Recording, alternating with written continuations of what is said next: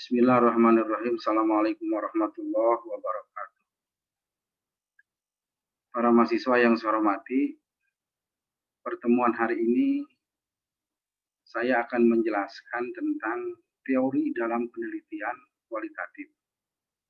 Kita terus berlanjut setelah kemarin kita membahas tentang masalah dan fokus dalam penelitian kualitatif, maka selanjutnya kita akan menentukan teori-teori apa yang kita pakai dan yang kita gunakan dalam penelitian kita. Untuk itu, Anda bisa lihat dalam PowerPoint saya ini.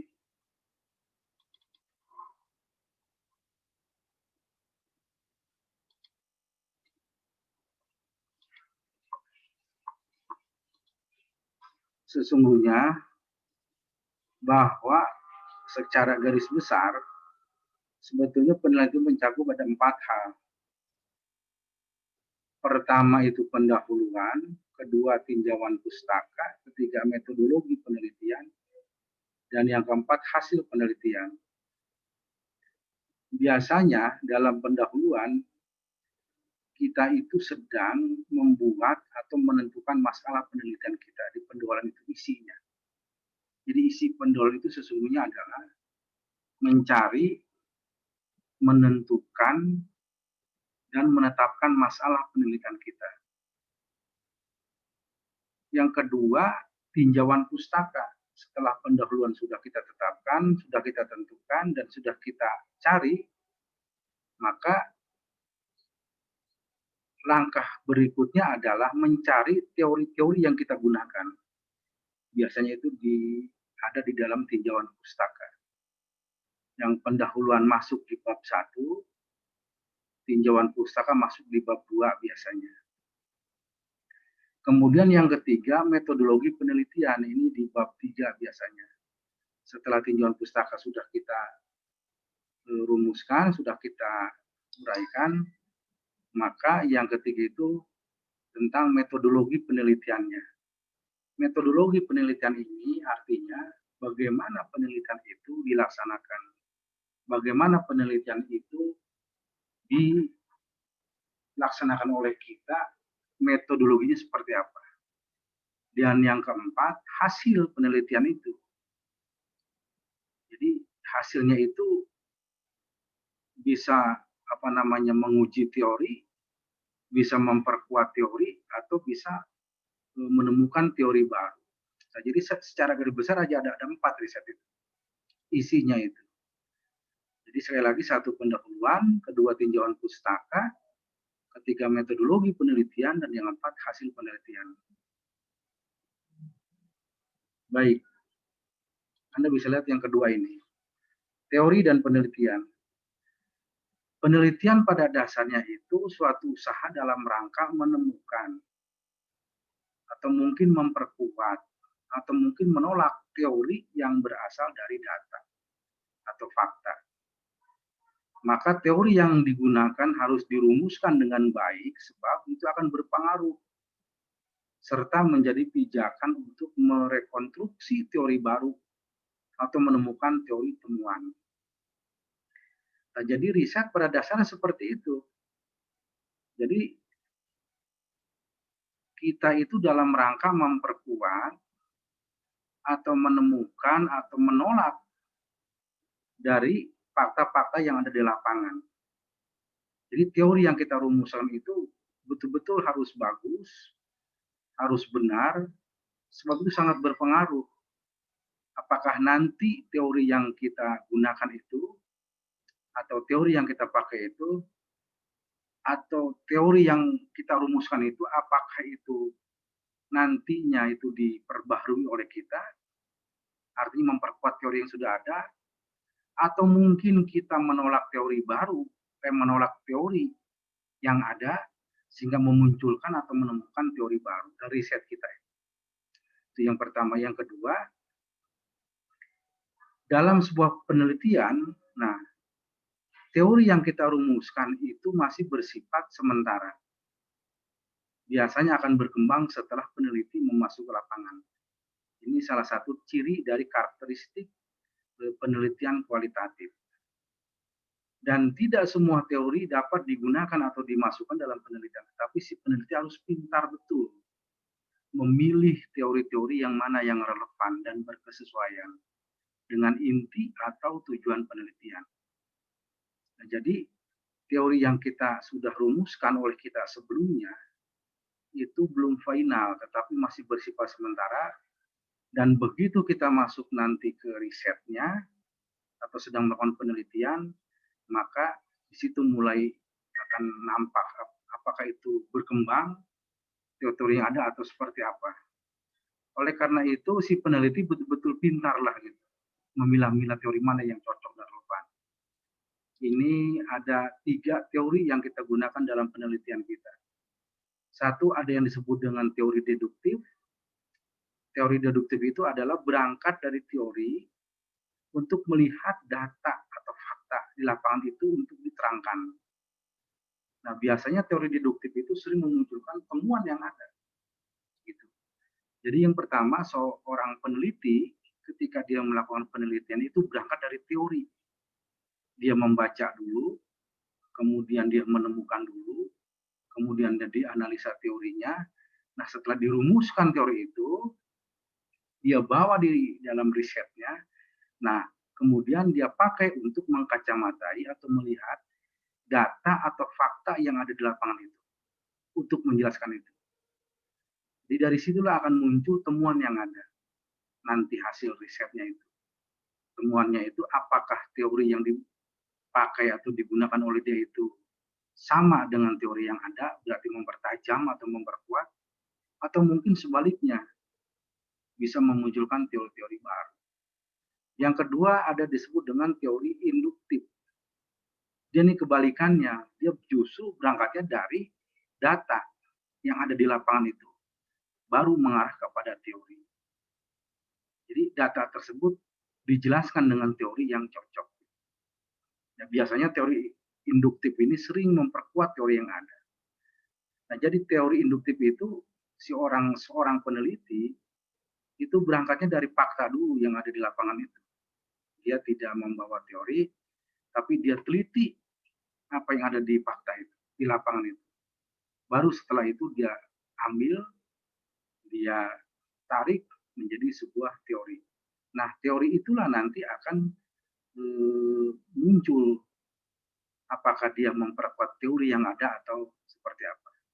Nah, itu teori induktif. Ketiga, teori fungsional ini melihat keberpengaruhan dari keduanya antara fakta dengan teori. Biasanya teori fungsional ini sering terjadi pada pembentukan teori. Jadi nanti kita para mahasiswa atau si peneliti itu apakah memakai yang pertama teori deduktif atau memakai yang kedua teori induktif atau yang ketiga teori fungsional. Biasanya riset-riset di kalangan mahasiswa atau kita melakukan penelitian itu berangkatnya umumnya dari teori deduktif. Makanya di situ ada istilah tinjauan pustaka. Di situ dia membuat teori dulu. Nah, teori itu dipakai untuk menerangkan yang ada di lapangan itu. Makanya nanti akan memunculkan apakah teori itu temuan baru dari hasil penelitiannya. Tetapi boleh juga seketika peneliti itu berangkatnya dari teori induktif, begitu, atau mungkin teori fungsional. Itu fleksibel sifatnya. Oleh karena itu, untuk menjelaskan bagaimana teori tersebut kita pakai, kita gunakan, maka diperlukannya deskripsi teori. Nah, deskripsi teori dalam penelitian kualitatif itu adalah uraian sistematis tentang teori. Uraian sistematis sekali lagi tentang teori yang kita pakai itu. Mungkin bisa kita ambil dari para pakar atau penulis buku, mungkin dari hasil-hasil penelitian yang relevan, mungkin yang cocok dengan riset kita, atau berapa jumlah kelompok teori yang kita kemukakan akan bergantung pada luasnya masalah dan secara teknis tergantung pada jumlah variabel yang teliti. Jadi deskripsi teori itu pada intinya adalah uraian sistem teori kita yang kita ambil dari berbagai sumber, baik sumber buku atau hasil penelitian.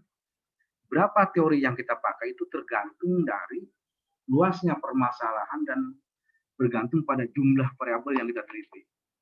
Makanya riset kita itu seperti dalam Zoom yang kemarin saya sampaikan di review materi itu, kita ada istilah fokus dalam penelitian. Fokus riset itu adalah untuk memperkecil permasalahan kita, luasnya wilayah kita.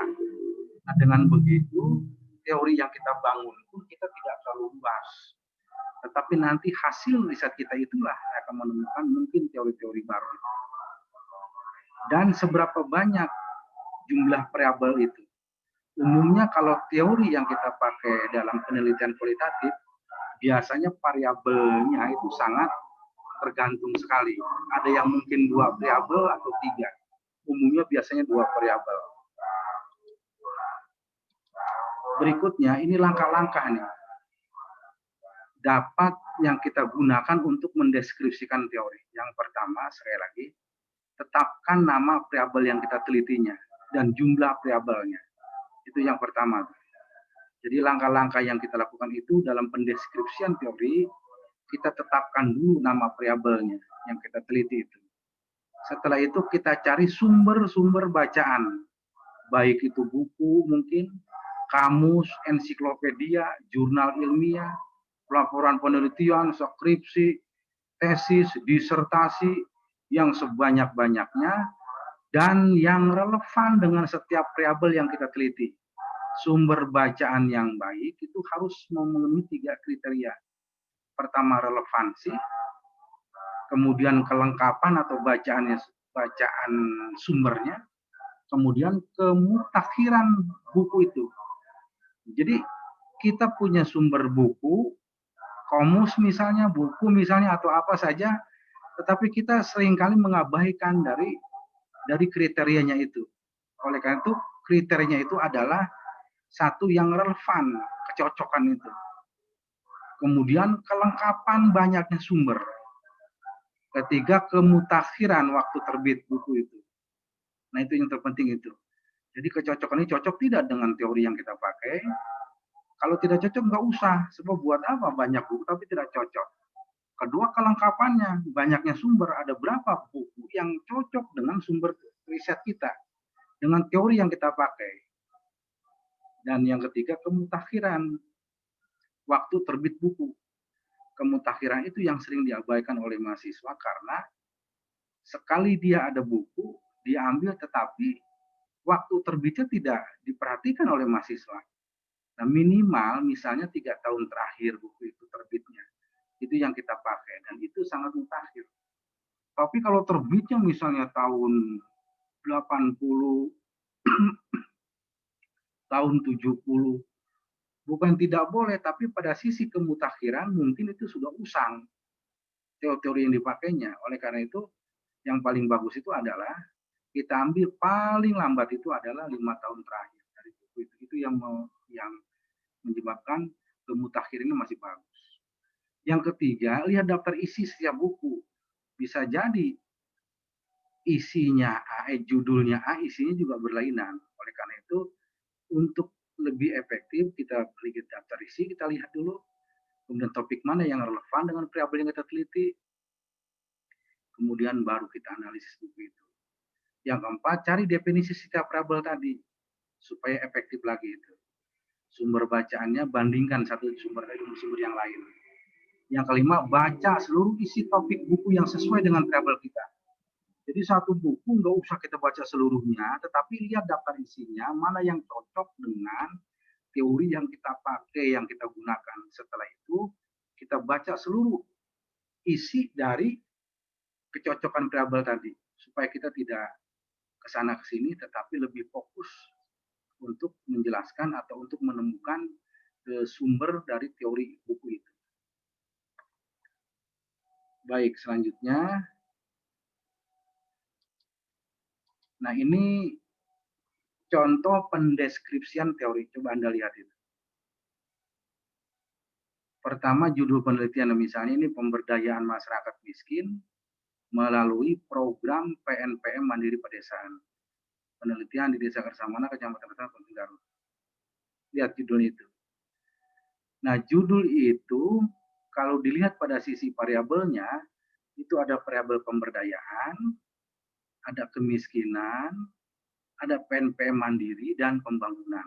Itu variabelnya tuh. 1, 2, 3, 4. 1 pemberdayaan, 2 kemiskinan, 3 PNPM mandiri, 4 pembangunan.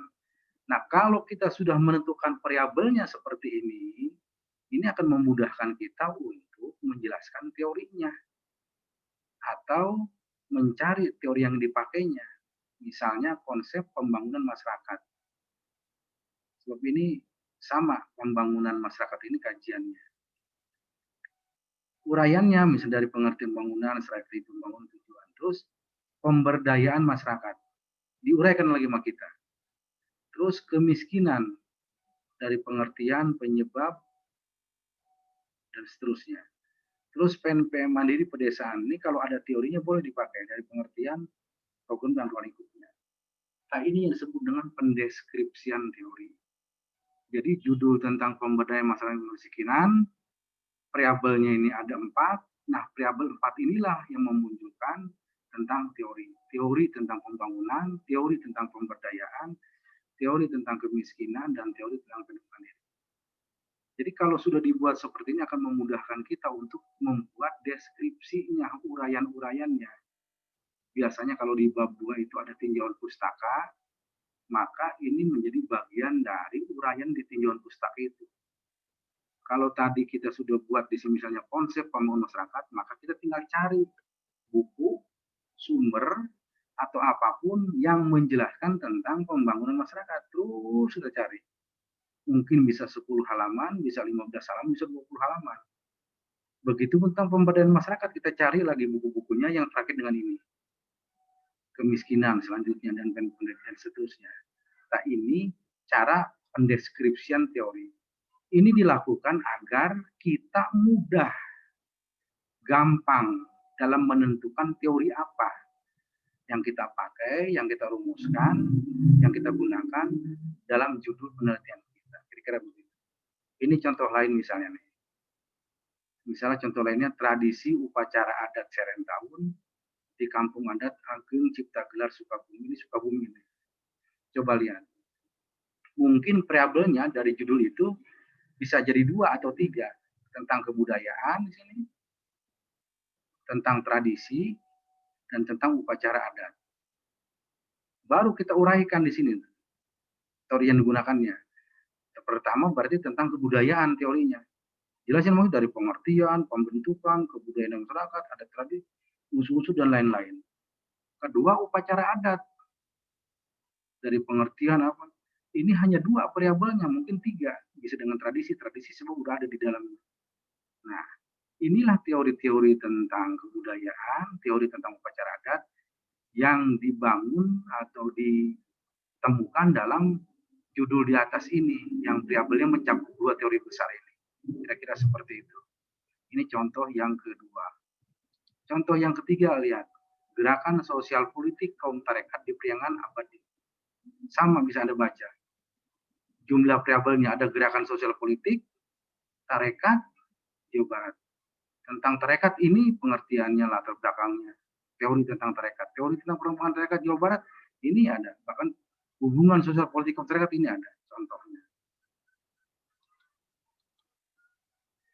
Yang terakhir ini, contohnya misalnya gerakan tarekat Tijaniyah di Indonesia. Memang satu sisi saya ini menampilkan ke Anda ada yang saya ambil dari S1, contohnya yang tadi yang tentang PNPM mandiri pedesaan, ada yang saya ambil dari S2, bahkan bisa saya ambil dari S3. Ini contoh-contoh pendeskripsian teori. Mudah-mudahan materi tentang teori dalam penelitian kualitatif bisa dimengerti, bisa dipahami, dan bagaimana supaya teori itu bisa muncul, maka salah satu syaratnya adalah Anda kudu menjelaskan atau kudu membuat deskripsi teori supaya bisa dimengerti dan bisa dipahami mana teori-teori yang kita pakai dan kita gunakan. Mudah-mudahan penjelasan ini bermanfaat untuk menambah wawasan Anda dalam pointer yang telah saya buat itu. Saya ucapkan terima kasih. Selamat mendengarkan dan menyimak dari apa yang saya sampaikan. Wassalamualaikum warahmatullahi wabarakatuh.